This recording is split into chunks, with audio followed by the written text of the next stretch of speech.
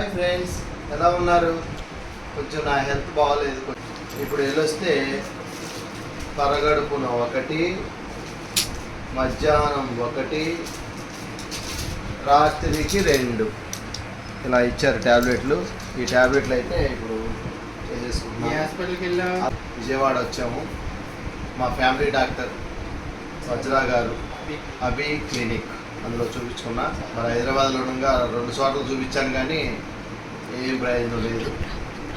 నా యొక్క నెక్ అంటే వెన్నుపూస దగ్గర నుంచి వచ్చే నరం, అది కాస్త నరం ఒత్తుకోవటమో నరం మీద నరం ఎక్కడం జరిగింది.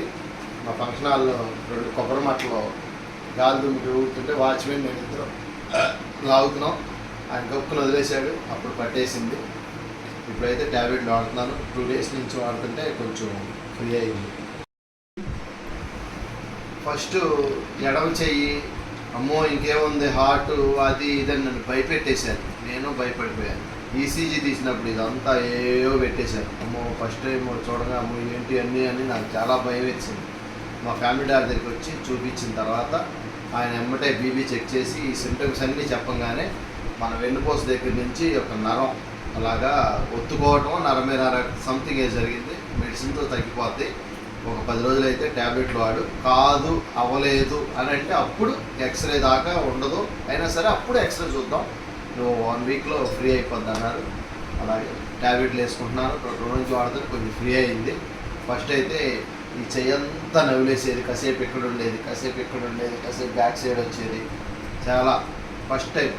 అందులో నాకు జ్వరం వచ్చినా భయం, అలాంటిది వచ్చిందంటే చాలా భయం వేసింది.